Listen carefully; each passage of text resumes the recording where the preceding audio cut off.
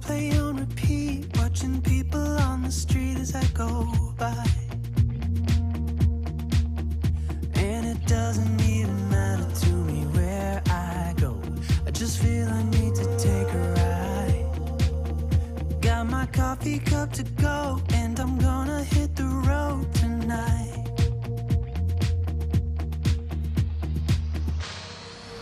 Now my wheels in motion and my windows open with the wind blowing in my hair. I'm driving down the highway, gonna do this my way. I can feel it in the air. Here I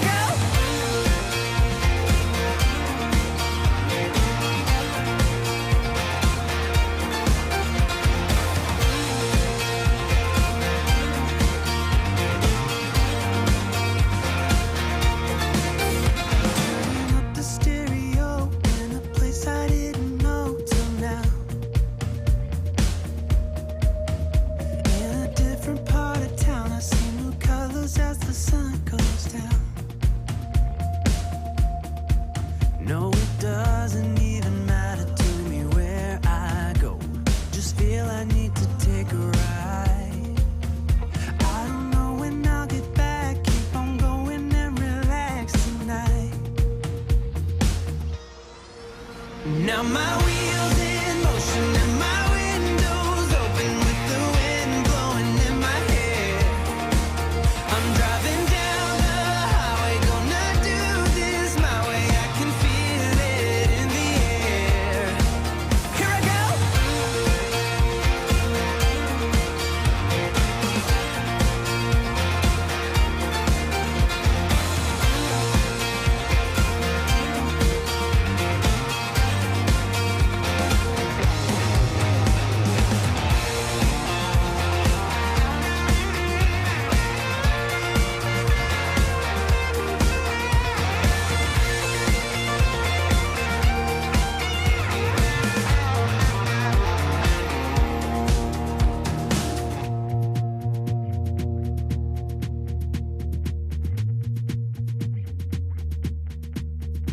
I'm not heading for the stars, driving down this boulevard tonight.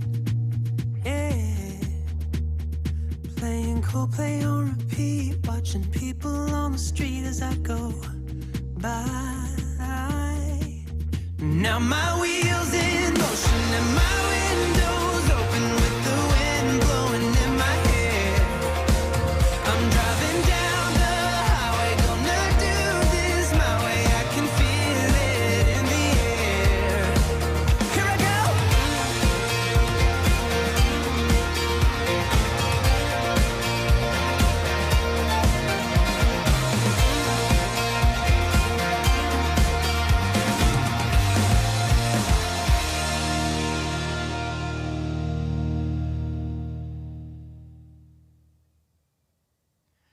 Good evening, good evening, good evening, and welcome to another Ask a Doctor live right here from Indianapolis, Indiana, where the rain never stops and the floods just keep coming up. But we are afloat here in the basement with Dr. John and Dr. Kelly. Dr. John, Dr. Kelly, I'm really disappointed in the outfits tonight. There is no Darth Vader or Stormtrooper.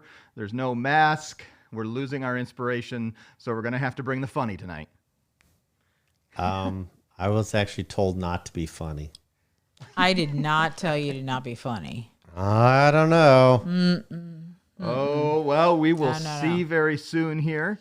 We are glad to have everyone here and have people joining us. Let's jump in real quick and just remind you, I'm not going to do that yet. I'm going to do this button here first, that we just ask the greatest joy as you're here, as people are chatting and saying hello and greeting. We just ask you click that little button wherever you're watching, whether on YouTube or Facebook. Click that little button that says share it with your friends. And then we're going to be talking about skin and answering all your questions. As I said, and when I wrote this up a little bit ago, we're having the skinny on the skin.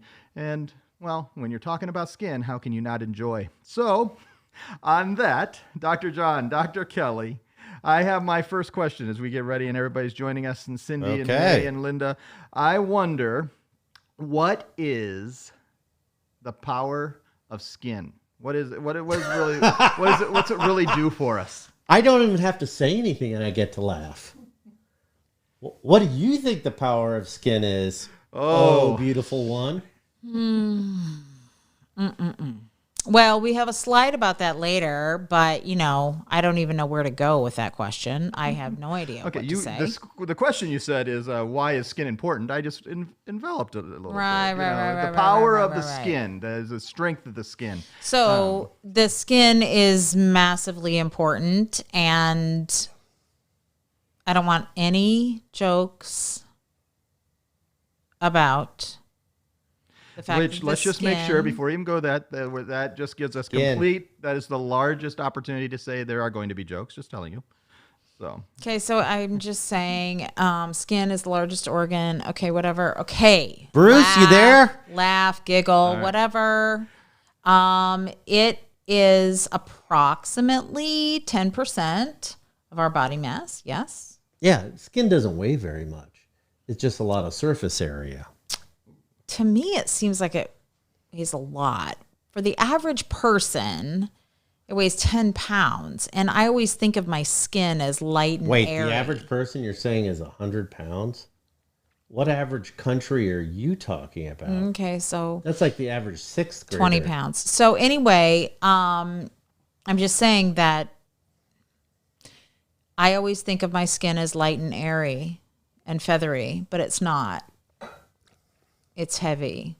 It covers a ton of surface area. What do you expect? Yeah. So that's one thing that it does, is it covers a lot of surface area, but it protects us from infection. It protects us from viruses. It protects us from cold. Bacteria. It protects us from cold. It protects us from heat. What else does it do, doctor? Vitamin D synthesis. It does a ton of things. Like Dr. Kelly is saying, protection is the main thing. What does skin protect you from? Dr. Kelly already said it, but that's pretty amazing if you think about it, that many chemicals don't get through. Small things do, large things don't. Viruses, bacteria, fungi. Oh, come on. Fungi, absolutely. Yeah, Absolutely. Fungi. He's not Fungi can't get through. Fungi can't get through. So all of those things don't get through a normal skin barrier. That's pretty amazing. And then with its corneocytes and melanocytes, you get different layers of the skin. You get synthesis of vitamin D, which is necessary for so many things in our body. For so long we thought, oh, vitamin D, really it's only related to bone. We did not understand even a fraction of what vitamin D does. Vitamin D is absolutely important to our immune system. Exactly. So about 10, 15 years ago, people realized that the reason the flu is more common in winter than it is in summer wasn't because people are back in school, people are back at work, people are out of vacation. That's honestly is pretty illogical thinking. What it turns out is because vitamin D levels go down in the northern hemisphere where most studies are conducted. It took the Australians to go, wait a second, folks, your infections are going down, ours are going up. Why? Or yours are going up, ours are going down. So thank goodness we had such a learned group of people on the other side of the world that could go, you damn Yanks are pretty stupid and egocentric. So vitamin D is key. So that's a huge thing. And that's one thing that we have discovered in caring for patients who are undergoing treatment for cancer, is that Dr. John thought about this a few years ago, about the fact that... See, I can think. Occasionally. About the fact that... Not just tell jokes. Patients who were undergoing... Did you hear about treatment for chemotherapy, and were not able to tolerate that chemotherapy as well as others, actually had a lower vitamin D level. So anyway, skin for vitamin D synthesis or formation is very, very important. It's huge. Yeah.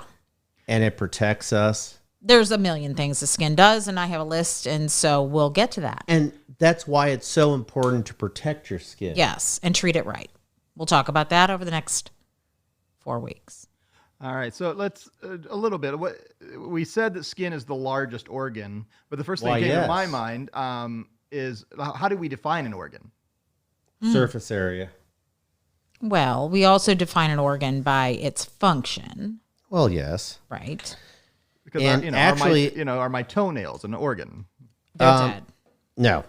However, there is another organ that was recently called an organ only in the past 18 months that Excuse me, doctor. I think I got like hand sanitizer in my eyeball. Well, thank you. I'm glad your eyeball is now protected. Good grief. So anyway, so there didn't used to be an organ anywhere close to the size of the skin. And we're talking about area that is able to work on a function, surface area. When you look at the liver, you have to look at the whole liver, not just the surface of it, but the skin, you look at surface area because skin is thin. So recently, another organ was actually defined within the last 18 months. They Yes. never called it an organ before. The mesentery, or the, well, we always tell Drape. patients either a drape or an apron that holds the bowel in place is now considered a separate organ. And that actually has surface area very close to that of the skin. Yes. Because, did you know, funny fact, this is what we show up with. Da, da, da, da, da, da. Funny fact, on average, women have 26 feet of bowel. On average, men have 30.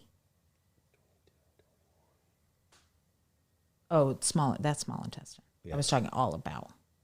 Oh, it's Yes. So I was correct. 26 and 30. Yes. And of that, 21 or 20 is, for women, is small intestine. yes, doctor. We have small bowel and large bowel. Small bowel comes before large bowel. So there's a lot of Mouth, throat, stomach, small bowel, large bowel, outside. and in between the throat and the stomach is the esophagus. Right? Yes, doctor. Thank you. And so we have a lot of feet Or of bowel. esophagus. Yes, correct. So the point is the mesentery that holds the small intestine and all of its length in place is almost the surface area of the skin. The skin it's massive. I just don't want to think of my skin. And on some people, it's more massive. Yes, correct. Have you seen Jabba the Hutt? Correct. More skin. So more to protect? I don't know. I don't More think so. to protect, more vitamin D synthesis, Or maybe not. more melanocytes. Or more need for better nutrition. That So too, that's and hydration. That's what skin does. So, I mean, I think we have a couple comments, but I'll bring those up first here. And the first is, at least Bruce is not home, May says so far, so we're good on the organ jokes. And and then Linda shared that I have had vitamin D deficiency, and I think we'll talk more about that since we're early in the 30s. I'm sure we'll be talking more about that. Yes. But because that's certainly something that a lot of us have. I think the next question I have on that, when it comes to skin, as it relates to an organ, it seems like is there a rating of which organs are most important? Because there are some organs that we barely know what they do. That's okay. Honestly, people will try to give a rating to all the organs, but understand that, and this is a big word, Kelly will give you a better word for it. The most important thing is homeostasis. these things all have to function together.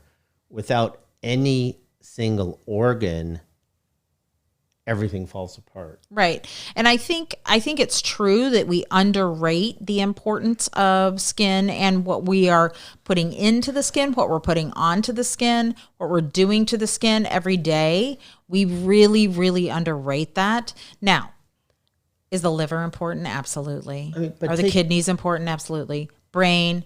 I think what we think of is heart, brain, liver, kidney.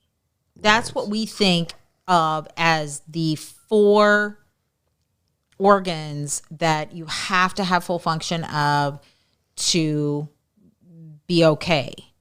But one of the things that I have learned within the past couple of years is the importance of skin. I actually personally believe that I have abused my own skin in a lot of ways by sun exposure. Do not poke on my skin. And I think that we can improve that by educating ourselves about what we need to do to protect it. Yes? All right. So, I mean, the next question, obviously we have a lot of phrases about skins. We talk about being thick skin, but skin obviously is more than just what we see. There are multiple layers to it. Yes. So how many layers are there? And how does that whole work? What does that work? What are the importance and why are there so many layers? So the outermost layer, the one that we look at, is called the epidermis. And the outermost, within each layer, there are 3 major layers. Within each layer, there are individual layers. We're not going to get into all of those, but some of the epidermis actually flies off of us every day. So I always think that this is kind of a gross analogy, but I think it really kind of chips. Well, Dust mites. We have Skin dust. chips? We have dust, right? And dust is not always. We don't have dust around here. Yeah, right.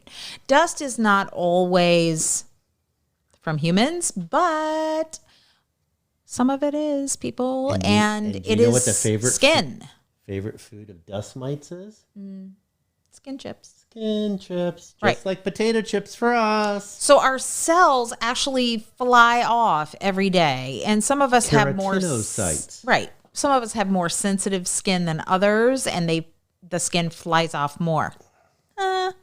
So my skin happens to be extremely sensitive and extremely dry and whatever, and his is just as sensitive, but he doesn't want to talk about it. Because I'm not sensitive. Right.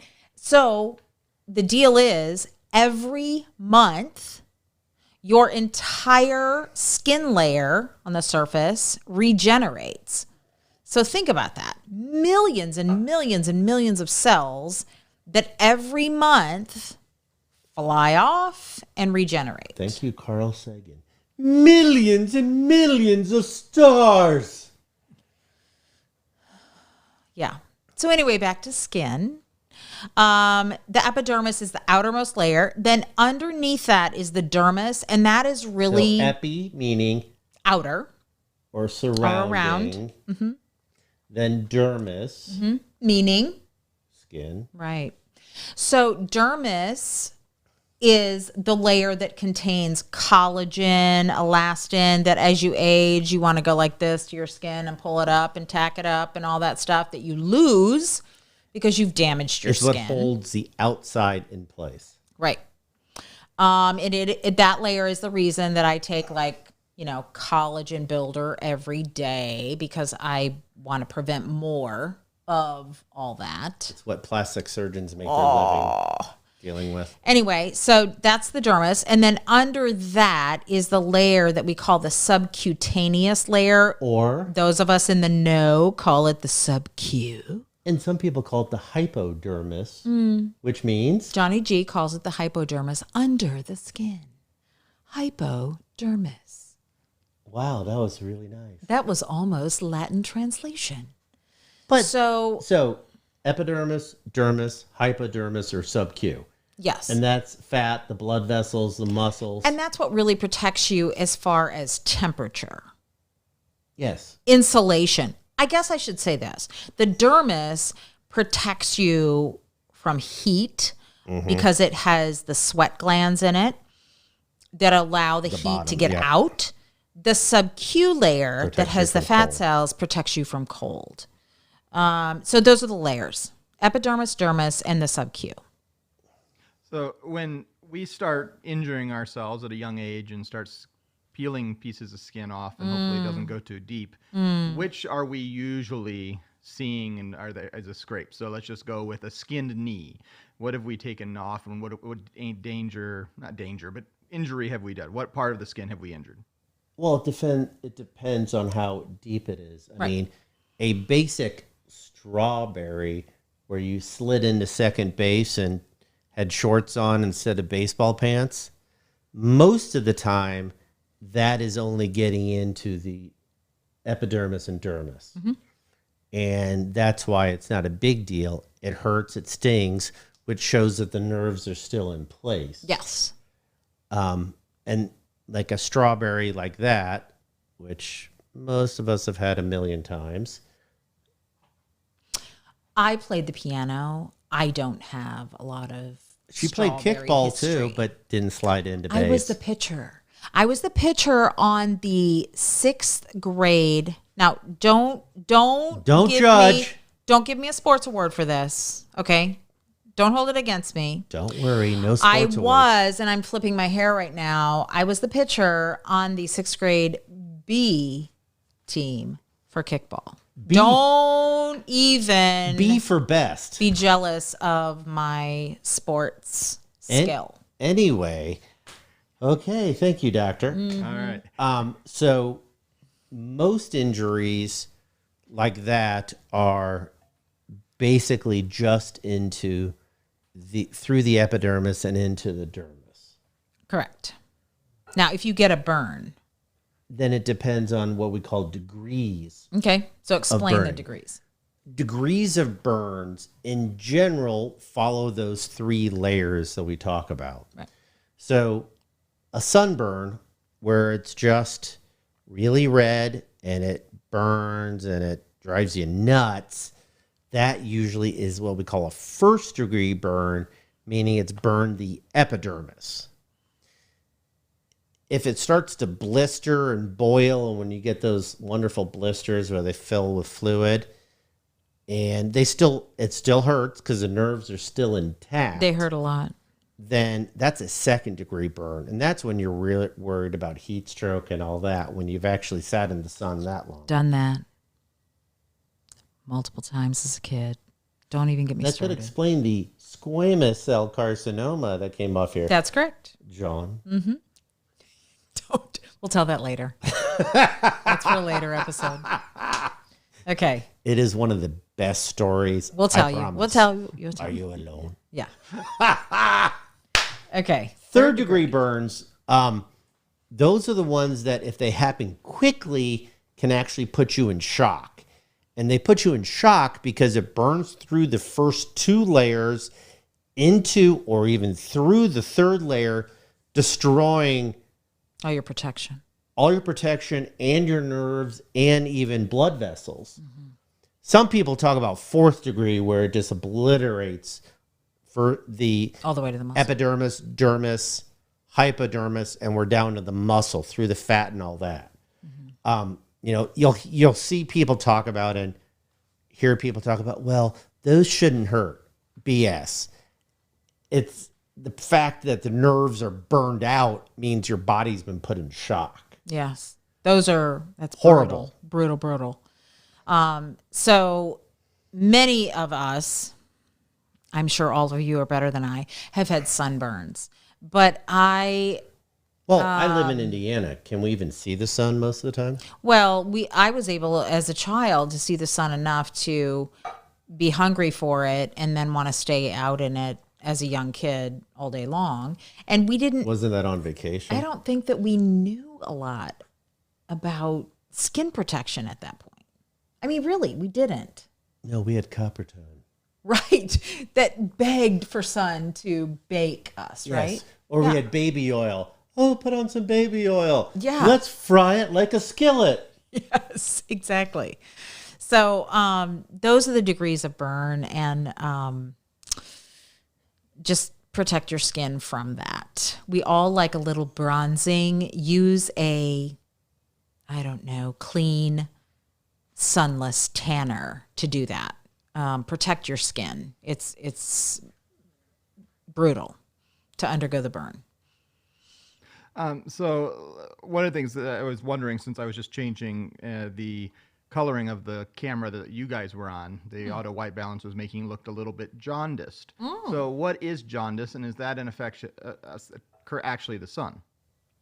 So one of the things that skin can tell you a lot, and this is something... Skin is incredible at telling you what's going on in the body. Yes.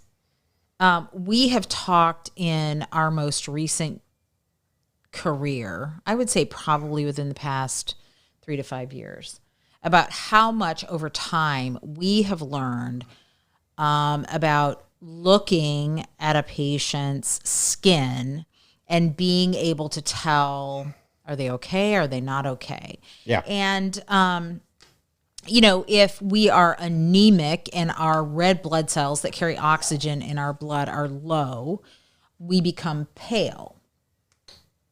Some people are paler than others, Dr. Kelly. I've gone through times in my life where I have been anemic and I have been pale, and I have had nurses say to me, "Oh my goodness, you look so pale," or "You look so tired." And that was because I was anemic. I was low on red blood cells. The other things that you can tell, so if somebody is yellow appearing, and I mean yellow, I mean like you look at them and you go, wow. Well, for instance, it was one of the things I was thinking about when we were watching The Last Dance. Mm-hmm. Michael Jordan's eyes are actually really yellow. The white part of his eyes, yes, is very, very yellow. Yes, I was thinking the same thing. Makes you worry about him to some extent. Yes. So if you haven't watched it, look at it and just check out the Great documentary, cornea. 10-part. Yes, the cornea of his eyes. But if you look at someone's skin and you say, wow, they look yellow, that maybe it's an indication of potentially a lot of different things. But the first thing that we always think about is some sort of liver dysfunction. I mean, it is always... And by dysfunction, we mean the liver's not properly working. It's not functioning normally. It doesn't tell you what caused the liver to dysfunction. No. But it tells you... that it might be. Believe it or not, you can see people that are orange. Carotinia is not a joke. It actually does happen. If you eat enough carrots, you can actually turn orange. You will actually turn yourself orange. It's not a joke. It's because vitamin A cannot be processed above certain levels. Blue skin. Dark blue skin can also be from, we call it cyanosis, which is lack of oxygen. So sometimes when people that doesn't sound good. Yeah, it's not. I thought you were talking about eating blueberries. Yes, that can happen what was too. Her name? Veronica. Veronica, you're turning blue. Right, that's a movie. Loompa, Right. doopity-doo. I've got another riddle for you. Which key are we in? So, House. yeah. Blue skin or I don't want to say like blueberry, but kind of darker, and there's a purplish bluish hue to maybe the fingertips and the toes, and maybe sometimes the nose and the Mine are lips. okay. Central versus peripheral. The things that are farthest from your beating heart. That's not as big of a deal as when it's Central. Yes. That's when you're really in trouble. So it's a lack of oxygen. Cyanosis. Yes.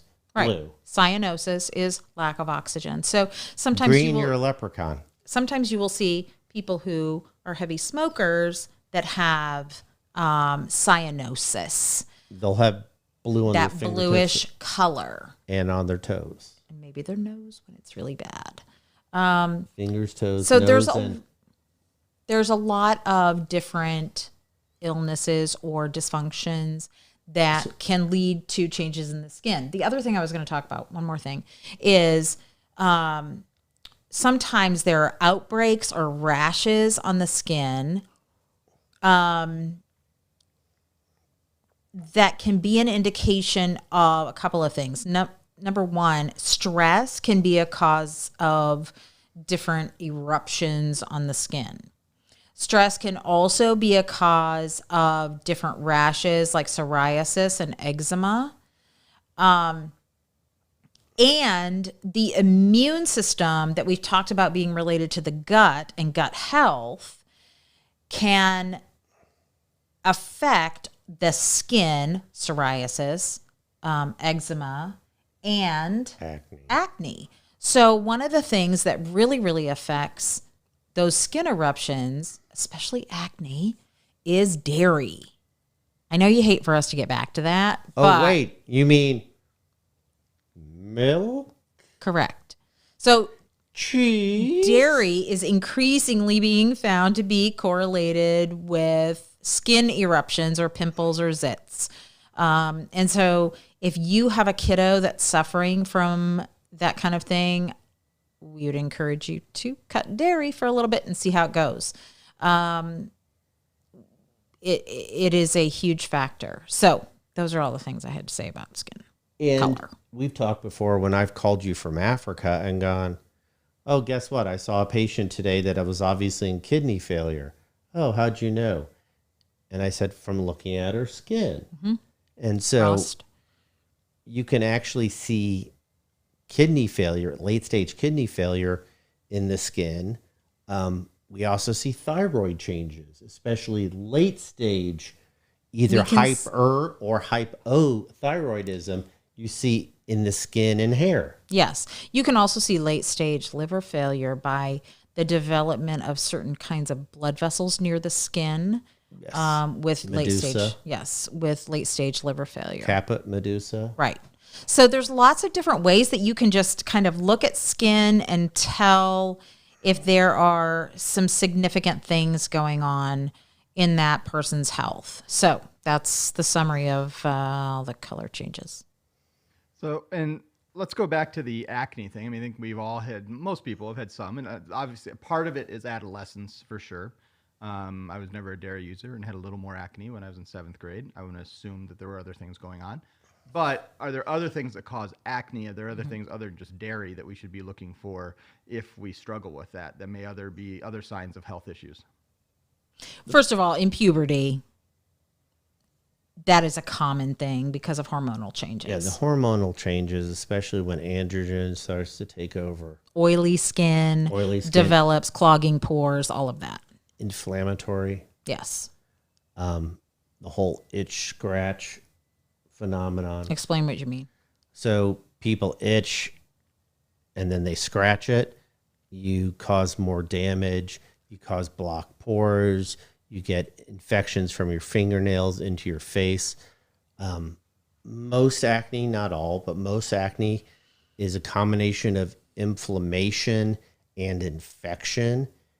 And those two things together, I mean, they can be caused by lots of things, but it's a combination of infection and inflammation that leads to the blocked pores and to the different types of acne. Right. So it's really important for anybody suffering from those kinds of outbreaks to find a clean, we'll talk in the next few weeks, we're not going to talk about it tonight, but a clean cleanser to keep pores as unblocked as possible or as free from collecting dirt that your body then reacts to and creates a zit.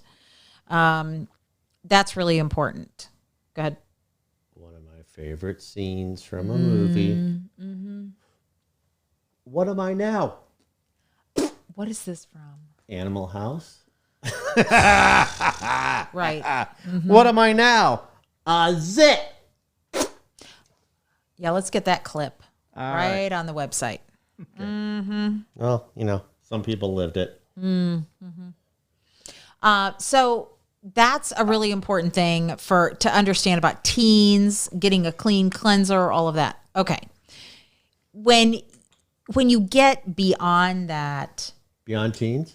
the teen kind of I'm still normal waiting skin to get that, eruptions, so I just don't know. then you should be looking to, I think actually at the same time, you should be looking at dietary things. Yes. So not only dairy, but processed foods that contain high fructose corn syrup. Anything that increases inflammation. Yes. Whether it's dairy, whether it's high fructose corn syrup, whether it's other sugars, whether it's red dye 40, yellow dye 5, whatever. Anything that increases inflammation or infection.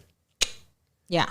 If you change a kiddo's Diet. intake based on inflammatory stuff that they're taking in and switch it to non-inflammatory, it makes a tremendous difference. So tell the story of One of our kiddos.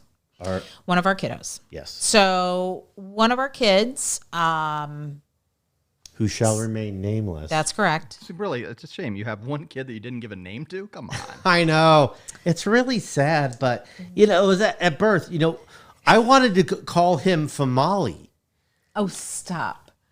So, Well, Molly was already taken anywho. by a country. How do you name him Molly? Anywho. And I knew a baby boy, So I BB.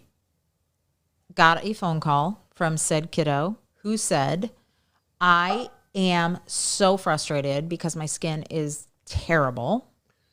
And I said, what are you eating? And the reaction was, whatever, because that's all we talk about. And I said, I know what skincare you're using because I have supplied that for you.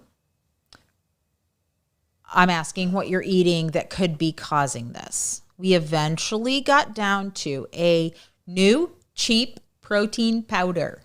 We talked about this a few weeks ago, people. Guess what it had in it? Whey. Whey. W-H-E-Y. What's No that? way. Dairy. Whey. And so we said, oh, it's cheap.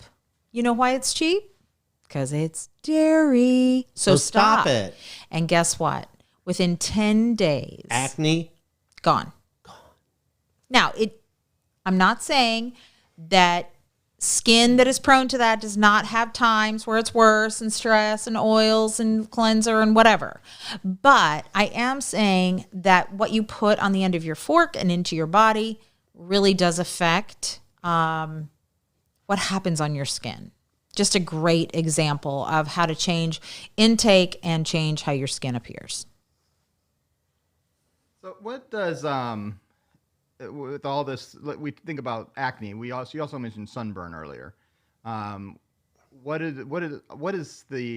do some people burn more and some less? Some just seem to tan. Some have darker complexions. What it causes all that, and what do we need to worry about when it comes to sunburn?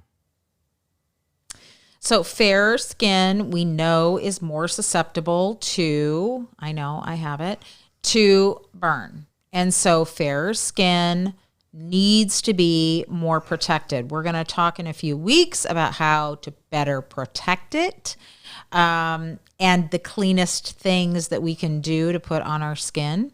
But I would also say this as a caveat. Having many good friends who have darker skin also needs to be aware of being able to be burned. Oh, absolutely. So you can't. It doesn't matter.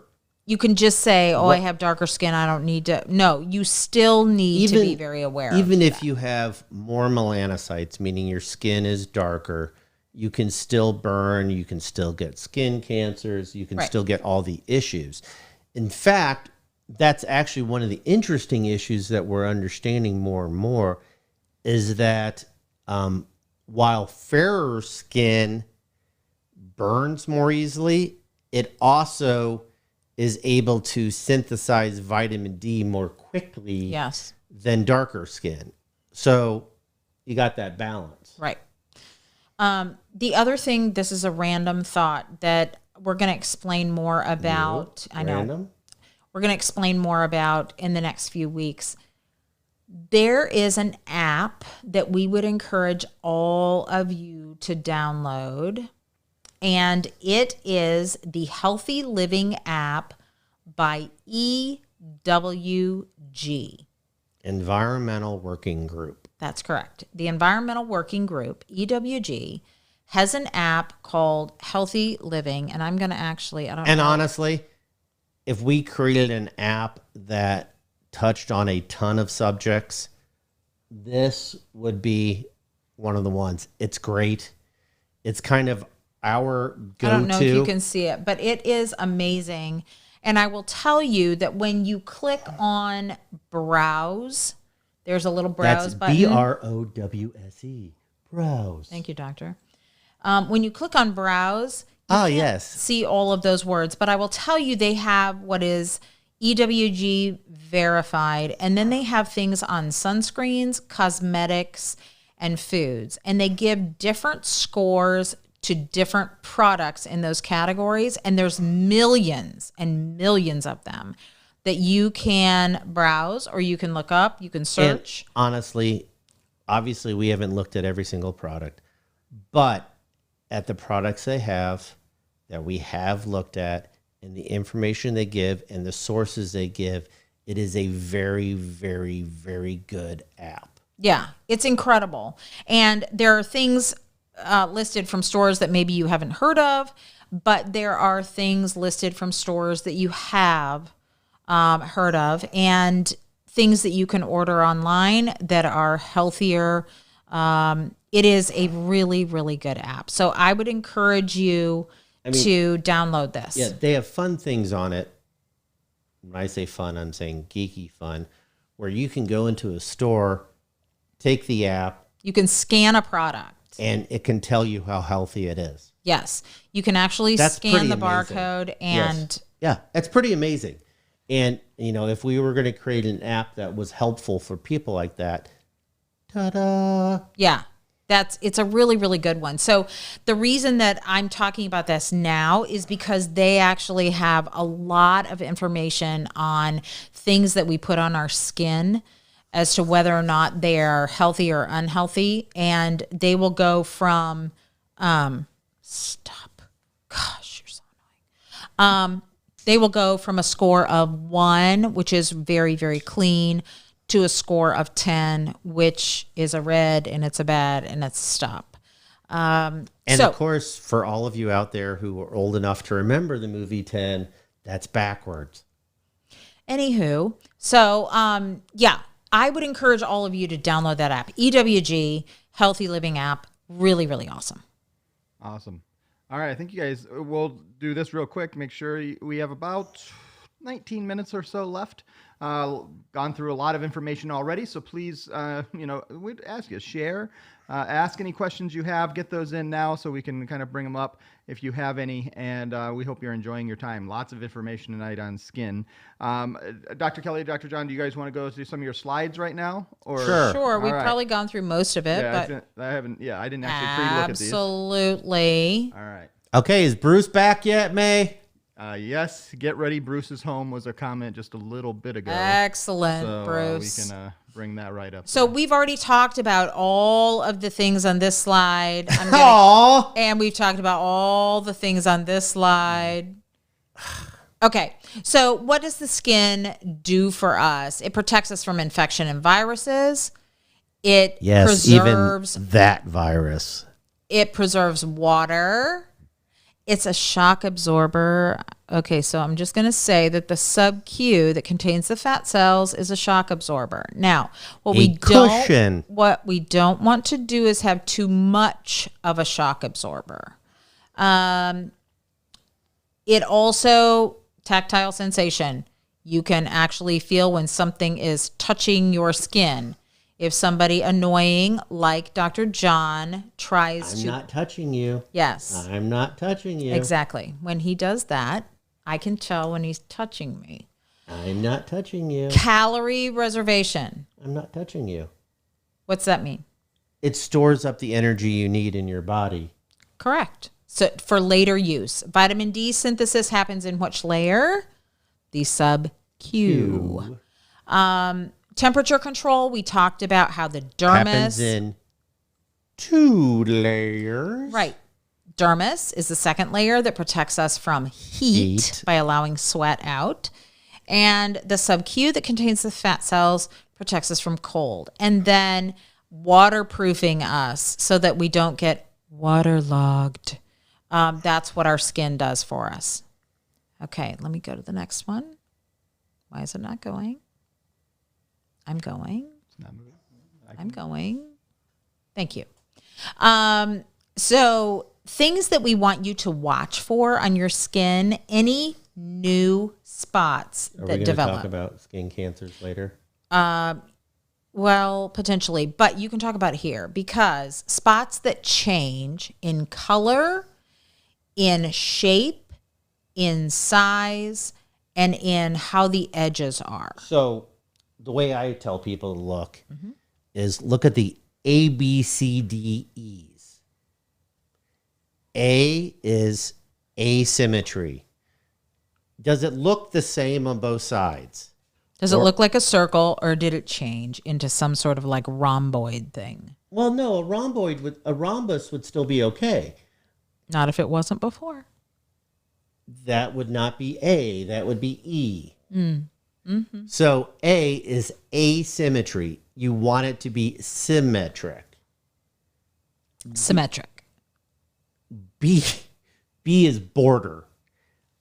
What do the edges look like? Is it smooth or is it rough or variegated? Okay, see? C is color. Is it an even color or are there multiple colors or color changes in the spot? Some dark, some light. That's bad. All one color is better. D is diameter. Is it bigger than a pencil eraser? 5 millimeters. If it's bigger than a pencil eraser, Or if it's changing in size. And E is what she keeps talking about change is on the A, B, C, D, E's of skin cancer. That's evolution. Is it evolving? Is it changing? If it's changing in size, in shape, in color, in border, in symmetry, if it's changing in any of those, then you need to be concerned about it. Not concerned that there's something potentially bad, but just have somebody look at it. Talk to your doctor. Have them look at it. Have your provider look at it and see if it needs to come off. Taking off a skin lesion, It's no big deal. I don't like procedures, and I've had it done, and it's no big deal. The other thing to watch for. Shut up. The other thing to watch for is lack of temperature control. That can be an indication of other illnesses that have nothing to do really with skin, specifically potentially thyroid. That suddenly you were used to be able to handle changes in temperature, but now you can't. Now, part of that is just aging. Listen. And it could be the fact that you moved to the south. We're in the south, moved back north, and it's 51 degrees on May 20th. And you carry a winter coat and gloves with you. When it's 51 degrees. Mm-hmm. Yeah, that just happened. But we won't say that was Dr. Kelly at all. Yes, it was me. So next slide. Thank you. Now she's acting like she's at a lecture. Okay, so the other thing is I want you to know how to keep your skin hydrated. Obviously, some of these are like so clear. Avoid prolonged exposure to hot water. If you're in a jacuzzi for forever, you're going to massively dehydrate yourself. So when you stand up, you're dizzy and you're going to fall over. So be careful about that kind of thing. Don't use deodorant, soap, skincare products that contain alcohol, fragrances, retinoids, or alpha hydroxy acid. We're going to talk about a ton of things that irritate your skin. Next week. We'll talk all about bad things that you can put on your skin. Moisturize immediately. We're going to talk about good moisturizers and bad moisturizers. Coconut oil is a really, really good one. Moisturize immediately after a shower or washing your hands. Using a humidifier, I will tell you this. So one of the things that we've talked about over the past couple of months that can be helpful in preventing infection and also keeping your skin hydrated is to use a humidifier. And many of you were probably told as a child to keep things dry to prevent infection. And that's exactly wrong. That has actually been proven wrong. They've actually done randomized trials in kids' classrooms looking at it, and you want the humidity above 40%. Yes. So using a humidifier is very, very important, especially in the colder months. And wearing gloves when it's cold weather really prevents dehydration of your hands. And that's another thing we didn't talk about when we talked about what you can see in the skin. You can see autoimmune disease and vascular disease very easily in the skin. In the skin, correct. I forgot to talk about that. Yes, you did. And then finally, keep your body hydrated. Are you drinking enough water? How do you know if you are? Okay. I'm going to say these other questions first because I think this is important I have to pee a lot. He also has to talk a lot. I have to pee a lot. Are you on medications that mess with your hydration? That's a really, really important thing to understand. Do you hate plain water? There are a lot of people in this world that don't like the taste of plain water. And so that's why we gave you in our newsletter these suggestions about how to dress up your water so it's not boring. Have you noticed? I like to put little skirts on mine. Have you noticed a skin oh, come on. difference? That was funny. When your skin is hydrated. So back to little drinking enough tops, water. is that How better? much should you drink? She tries to get me back on track in case y'all haven't noticed. So for every pound or every kilogram that you are. Pound. Oh, sorry. Thank you, doctor. For every pound that you weigh, you want to drink half of your poundage Or for every in ounces. Or for every kilogram that you are, you want to drink 1 ounce. He always tries to be right and have the last word now, doesn't he? Nope. Mm-hmm. Nope. So if you weigh 150 pounds, you should drink 75 ounces of water per day. Yes? Excellent. And you can have that in lots of flavored forms. It doesn't have to be just plain water. Okay. It should probably not be in gin. This is a good thing that we can talk about later, about good things for your skin and bad things for your skin. We've talked a little bit about that tonight. We'll talk about more of it later. And then here are some great resources. Maybe we'll put this slideshow up on our social media sites. Yes, doctor. We for would love people to. See. Okay. All right, so we have 9 minutes or a little bit less. And so just to recap a couple things that we'll bring up here. One, we would greatly appreciate it. They just mentioned the newsletter. Kevin, who helps put the newsletter together, chimed in. Yes, that is in this week's newsletter. And so I will chime in. How can you sign up and make sure you get the newsletter? Is go to mgwellnessnewsletter.com, put your email in. It's not extremely difficult, pretty simple. And then you have to give a little blood, little other samples, and then no, you just have to give your email and you're all set. And lastly, as we get through this, we would really encourage you to share this, especially now we're down toward the end. It would be great if you share this after we finish so they can watch the whole thing and kind of get connected. And also we're going to be tonight, I will be posting this in little segments and a couple of the things and the pieces of this that we put together, and you can share like little the segments about things about skin. So make sure I've got a couple more minutes of questions. Dr. John, Dr. Kelly, one of the questions I have is when it comes to hydration of the skin, like, you know, okay, we watched The Last Dance, and they're all drinking Gatorade. They're, you know, why have we thought so much that other than they're paid to drink Gatorade at that level? Why have we thought so much that those high endurance athletes or someone who's doing a long hike or things like that, do they need to add things to their water, and does that have any effect on their skin?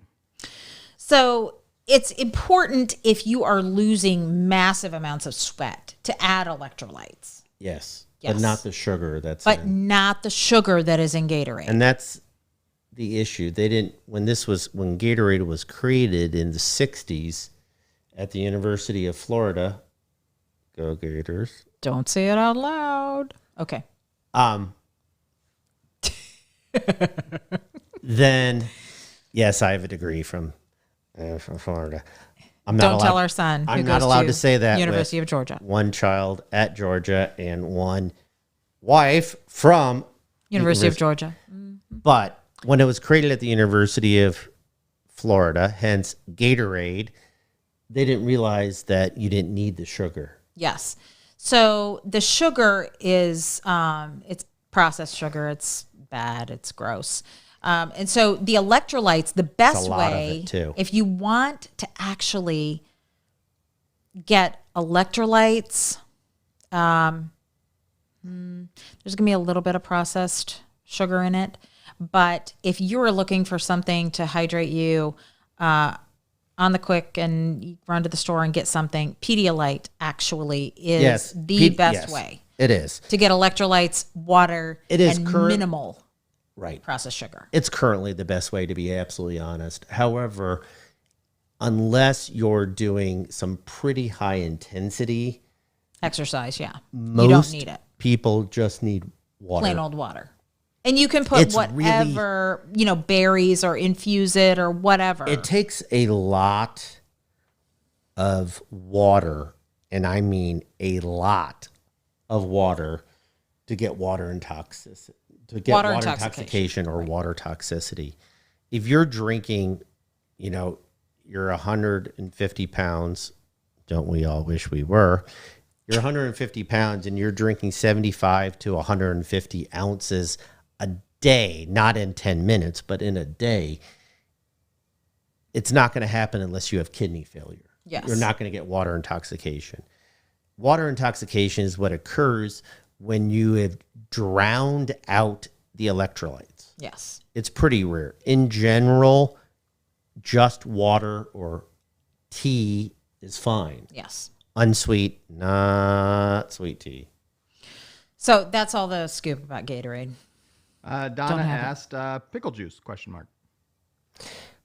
There are a lot of reports. So when our very funny. kiddos, when our boys were in high school and playing soccer, there were a lot of parents who were supporters of the pickle juice theory that you would have mustard. Yes, and mustard.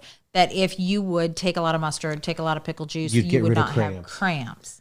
Wrong. There is not any evidence for that. In There's fact, a lot there's of data anecdotal reports. And there's actually been studies done that show no benefit. Correct. And in fact, some people there's actually toxicity because people will throw up from the electrolyte content in that. Right. One of the things that can be helpful in decreasing cramps, muscle cramps, is so Epsom salts are made of magnesiums. Yes. And magnesium is something that is important for decreasing muscle cramps. But Go ahead. most cramps are from dehydration. Correct. So it is not just cramping from loss of electrolytes. It's really probably most likely from loss of hydration. And, when you've got somebody that's just playing their heart out at a game, you're probably not taking in enough hydration. Correct. It's hard to, when you're in the act of actually playing the game, to suck down enough hydration to not make yourself sick. So it's really important to really hydrate before and really hydrate after. And for those things, you can pre-hydrate. Yes, you can. Yes. That has actually been shown to be beneficial. But the whole pickle juice, Mustard, vinegar, we've looked it up a million times and never found any evidence that it's true. we found no evidence of benefit. Correct. So what about Rocky Mountain spring water? Bruce wants to know if that's okay. And then also, I know what Rocky Mountain oysters are. I think that is a brand. I think that is water. probably Bruce. But and maybe it's one of the natural springs, like Glenwood Springs up in the I'm mountains hoping that you it can is, go to. Bruce. But I mean, there are other types of water, like the alkaline waters I see are popular we're going to get now. into that. And so are those helpful? And let's take it back to the skin. Is any of that helpful to the skin? So there is some potential benefit of alkaline water in general. Understand that alkaline water, for most people, you cannot take enough to actually change the body's pH. However, it does benefit some people because it decreases acidity, especially people who are very stressed, things like that, where they have higher acid content. They're not eating correctly. If you take alkaline water, it lowers it without getting into things that are more harmful, like proton pump inhibitors, H2 blockers, so Prevacid, Prilosec, Nexium, Pepcid, Tagamet, Axid, Zantac, which is now off the market. Alkaline water is beneficial compared to those. Rocky Mountain spring water is very, very clean and very, very cheap. For 5 gallons, you can get it for $1.25 per gallon. Wow, that's cheaper than gas. Yeah. When most water is more Bruce expensive. continued. He shared it is in Golden, Colorado. Adolph Coors found it was very good for you. That Rocky Mountain spring water. I will post a link to the actual Rocky Mountain Spring Water Company in Massachusetts. But do you like the Don't even say it. regular or the silver bullet? Okay, whatever. Next. We're done. Oh, well, there are, before we get closing remarks, we have amazingly gone an hour exactly right now. So we're going to get closed up because, we can't give too much information. No. It's a little overload. And we have 3 more weeks of skin topics. So we're going to highlight here in a second more of what skin topics. We're here 8 o'clock Eastern time, 5 o'clock Pacific. I should know the UTCs, but I have absolutely no clue. But it is sometime in Europe right now. So thank you for joining if you're watching us. So all that, you can join us live or afterwards or in the comment section. We're always engaging in here and interacting. Dr. John, Dr. Kelly, as we go on more and deeper into the skin and thicker into the skin the next 3 weeks, what else are we going to be talking about? We're going to be talking So about... we're going skin deep? Absolutely. Nice job, John. We're going to talk next week about bad things, toxic things for your skin. Then we're going to talk about good foods for your skin. Then we're going to talk about how to protect your skin. So we're going to give you the skinny on how to take care of your skin. Couldn't wait until I finished. Well, we have to put this one up. Bruce says 3 more weeks of skin topics. That makes 4 skin weeks. Oh. I don't even know what that means. All right. So Bravo. Nice. I'll tell my worst joke or story. that can be done in a private Facebook private chat rooms afterwards. For Okay. those who want to, with a disclaimer that is signed beforehand. Correct. Oh my gosh. All right. So much to do, so much to talk about. On that, we're going to close it up. Thank you so much for watching. That's Dr. John, Dr. Kelly behind me, and I'm Nate. Thank you so much for watching, and we will see you next week. See you guys next week. Bye.